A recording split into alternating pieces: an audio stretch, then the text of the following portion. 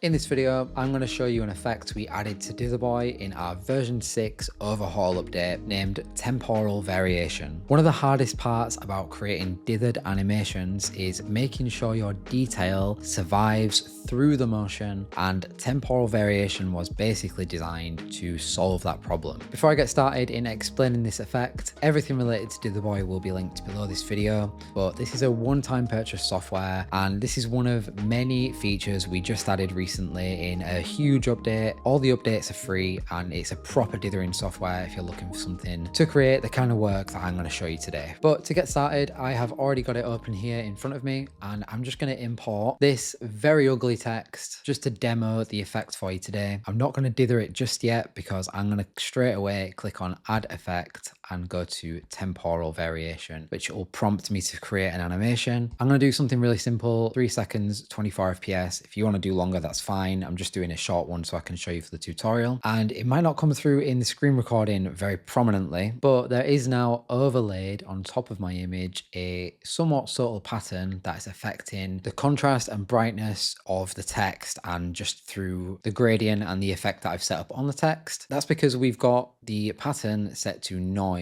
in the temporal variation menu here. If you up the intensity, the pattern will become more obvious, and if you lower the intensity all the way to 0, it'll disappear, but obviously closer to 0, it'll be more and more subtle. Speed won't be immediately previewable. Obviously, you've got to hit play to preview the speed, but if we change the pattern from noise to blue noise, you'll notice a different pattern, and there's a new pattern for every time you're going to change this. So we've got interference, horizontal scan, vertical scan, diagonal scan, spiral, which is one of my favorites, and random walk. So some of these are obviously more high detail, like the random, the blue noise, or the interference, and some of them are obviously more shaped based, like the spiral or diagonal variations here. But each of these are designed to imprint onto your original image without completely killing all the detail in it, so that when you dither, the pattern is visible through the dithering. So for this one, if I enable the spiral variation and then come into my dithering controls, and I'm just going to load a Bayer dither up here, but it doesn't matter what dither you load, this will show up regardless. And I'm just going to adjust my actual dithering until we can see the pattern coming through the text. And actually, if I lower my contrast more than I probably should, you'll start seeing the pattern come through into the background as well, because this is a real actual pattern being imprinted on your original. It's not just an animation preset, it's an actual moving pattern. So obviously you can set up what kind of dither you want here. For me, I'm just going a little bit higher on the brightness and a little bit lower on the contrast, so I've got the spiral coming through in between the letters as well. And then I'm also just going to add epsilon glow and some chromatic aberration as well, just very subtly. So at the moment, all we've done is apply the temporal pattern, set up a dither, and set up our effects. We've not actually done any animation work. But if I change my video mode to rendered at the bottom here and then hit play so it renders my frames out, once we hit play, you can see the spiral move through the dithering without any big sweeping adjustments, without any keyframing, and without any real setup. The animation is on there already. Obviously, you can set the speed to go way higher than 1. You can go all the way to 10 and it'll be a little bit mental, but you can find a sweet spot for whatever it is you're creating or working with. Obviously, for a YouTube video, I'm trying to show you something that leans into this effect more, but to be honest, this effect is best used subtly. So if I change to just a noise pattern and go and undo that contrast adjustment that I made that brought the temporal pattern into the background, and just go for something like this so that the pattern's going to be visible within the letters but not outside it, and then turn the speed down a little bit and the intensity down a little bit, going for something like this where the dithering is kind of just dancing there rather than doing anything too mental, is going to lend itself to you working with more detailed images or adding in some more custom animation without it just being this kind of like in your face big spiral pattern that's just the obvious center of attention. This wasn't made specifically to get this kind of mental, I don't know why I keep saying mental. But yeah, this wasn't made to get this